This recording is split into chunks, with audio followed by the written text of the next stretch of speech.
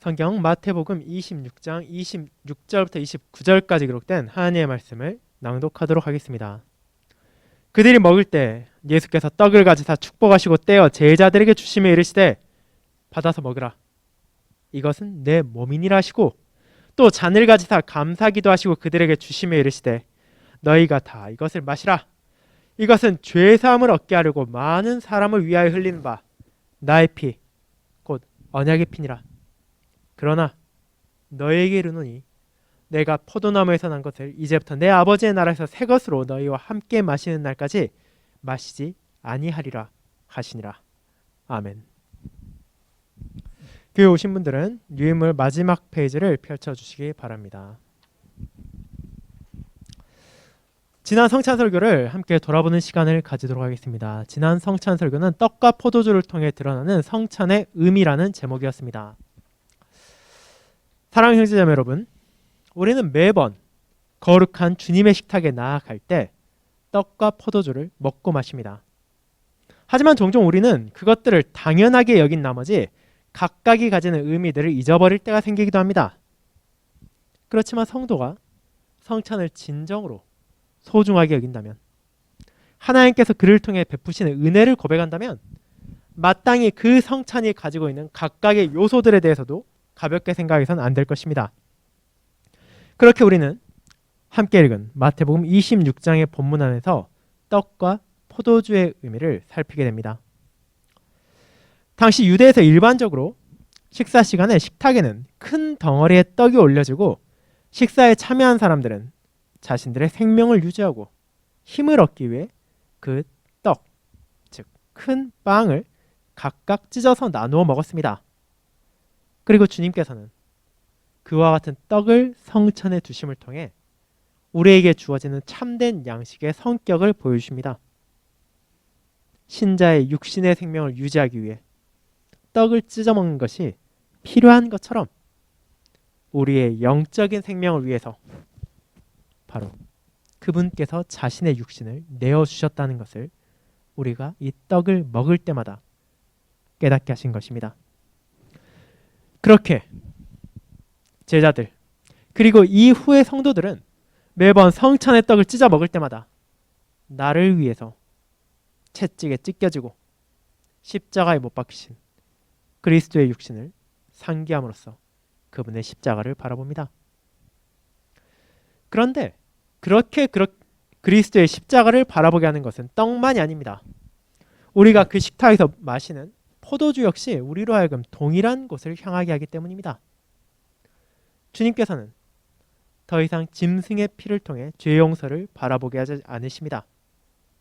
그렇게 유월절에 문설주에 바르던 새끼양의 피가 아니라 이제는 포도주를 통해서 자신이 십자가에 달리실 보혈을 통해 구약의 모든 제사가 가리키고 있던 온전한 희생제물, 하나님의 어린 양, 점도 없고 흠도 없으신 그분께서 우리를 위해 피를 흘리심으로 하나님의 약속, 그 백성의 죄를 사하겠다는 약속이 성취되었다는 것을 기억하게 하신 것입니다.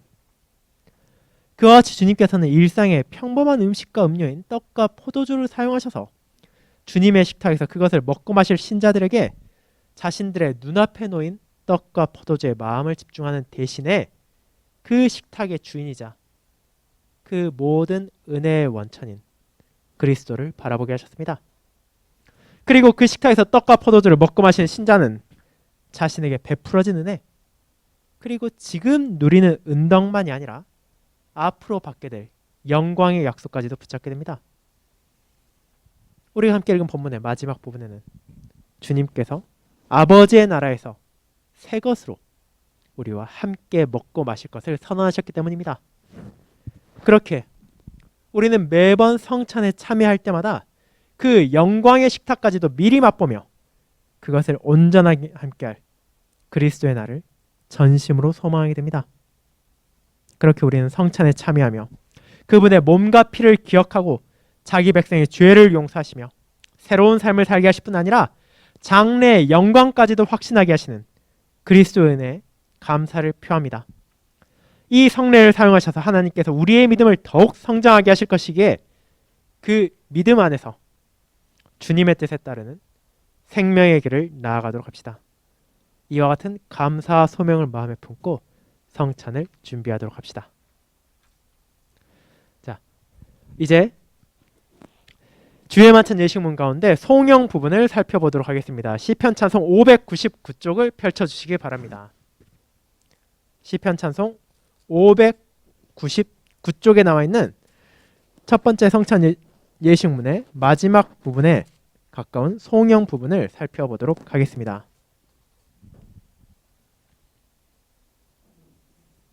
자, 이것을 펼치시고 교회 오신 분들은 유인물 1쪽 첫 번째 문단을 도와주시기 바랍니다.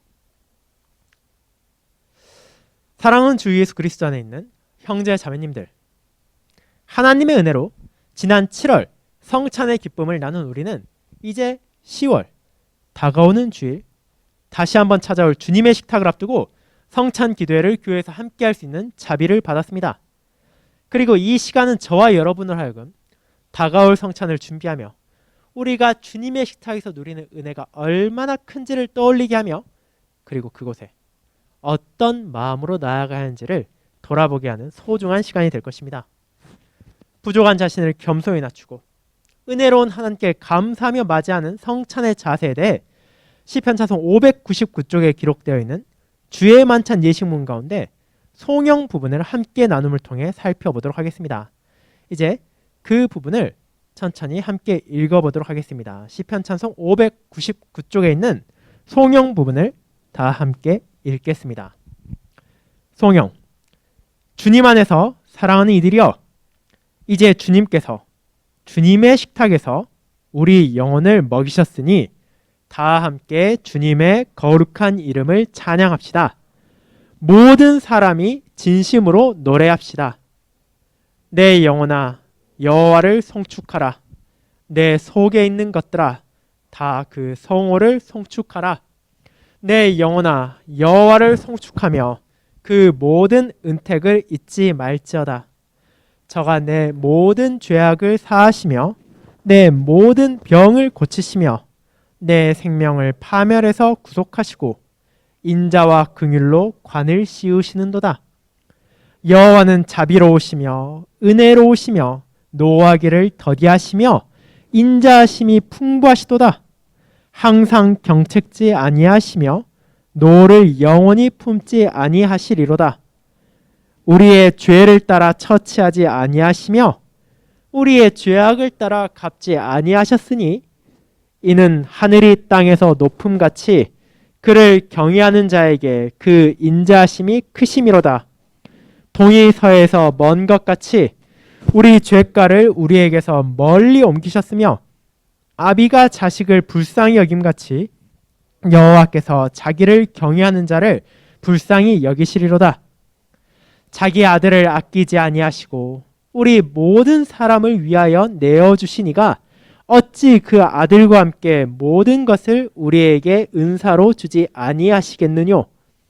우리가 아직 죄인 되었을 때 그리스도께서 우리를 위하여 죽으심으로 하나님께서 우리에게 대한 자기의 사랑을 확증하셨느니라.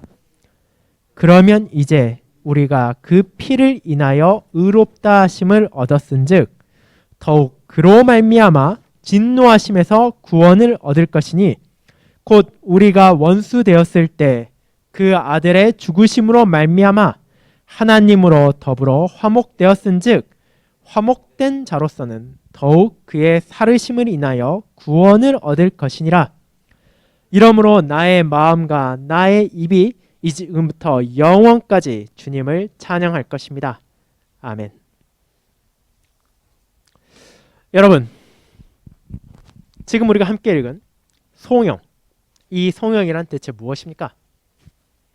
이는 일반적으로 기독교에서 사용되는 종교적인 표현으로서 하나님을 높이고 그분을 찬양하는 것을 가리킵니다. 그렇기에 이 의미를 알게 된다면 우리는 성찬 예식문의 이 부분이 우리로 하여금 무엇을 떠올리게 하는지를 쉽게 이해할 수 있습니다. 이 예식문은 그리스도의 은혜로 그분의 식탁에 참여한 자들에게 그것을 당연하게 여기지 말고 그에 대한 감사의 마음을 결코 잊어선 안 된다는 것을 알려주는 것입니다. 그 이유가 무엇입니까? 예식문의 첫 번째 문단에 나옵니다. 바로 주님께서 주님의 식탁에서 우리 영혼을 먹이셨기 때문입니다. 그런데 이상하지 않습니까? 분명 그 식탁에서 우리가 매번 성찬에 참여할 때마다 떡과 포도주를 받아서 먹고 마시는 것은 저와 여러분의 손과 입입니다. 그것이 너무 분명하지 않습니까? 그런데 우리가 잊지 말아야 할 것이 있습니다.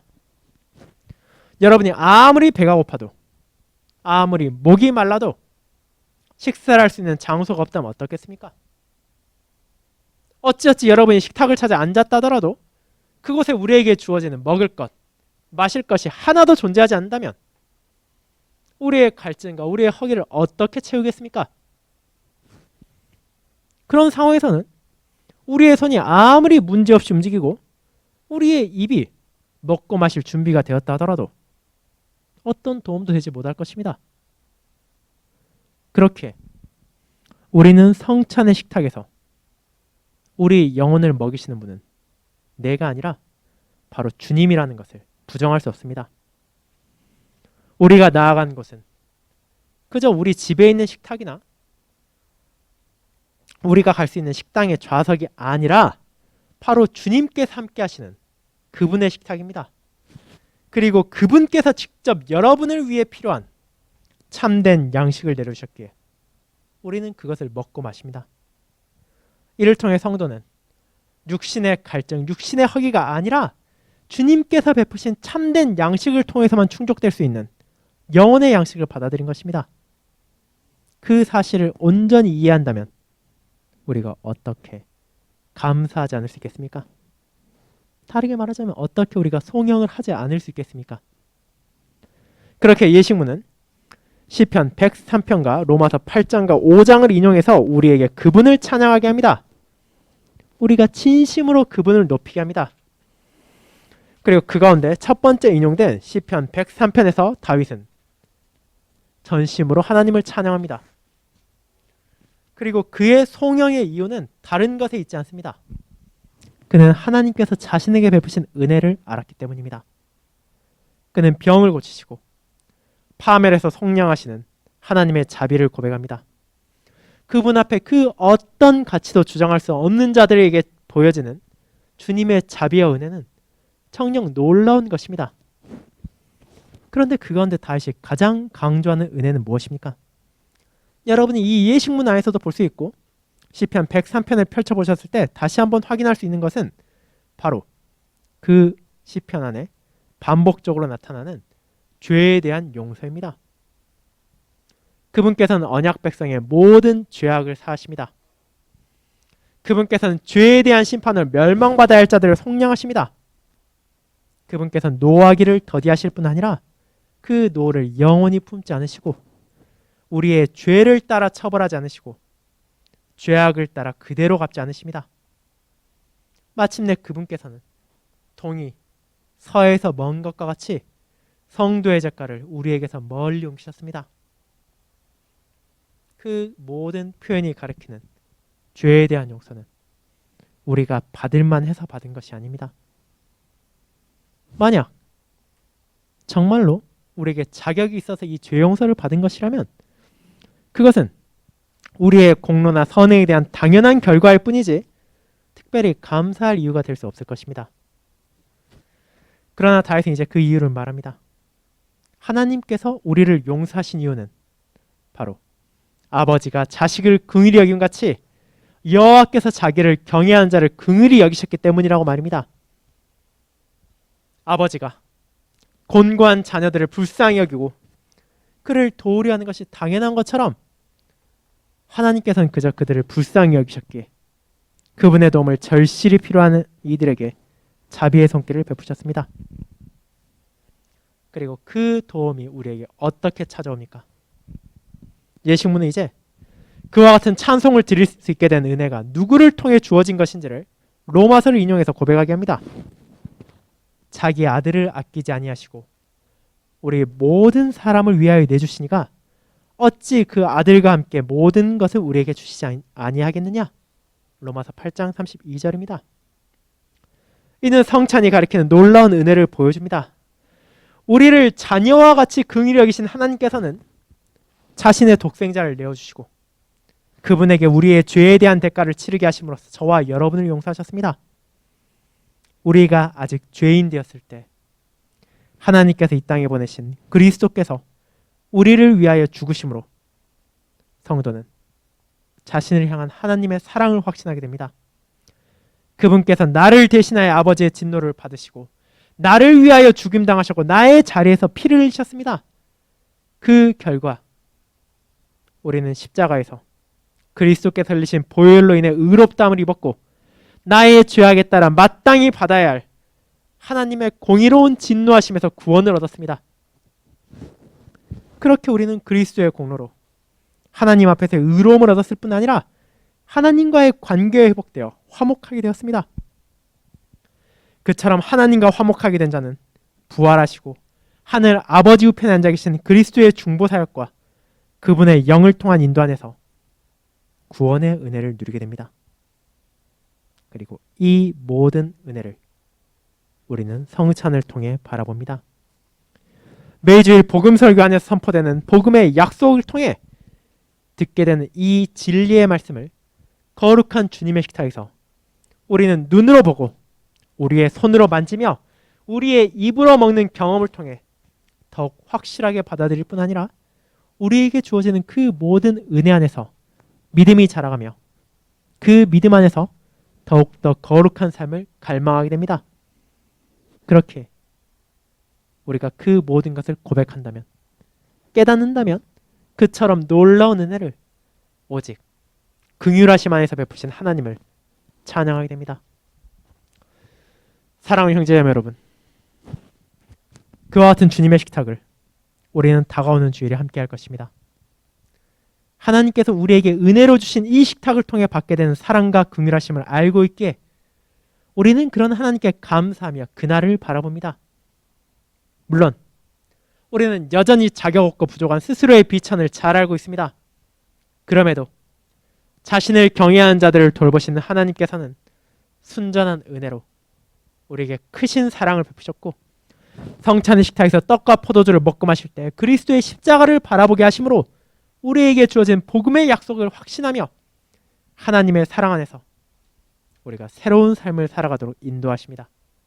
이제 그 모든 자비와 인자를 베푸신 하나님께 감사하는 마음으로 거룩한 주님의 만찬을 준비하도록 합시다.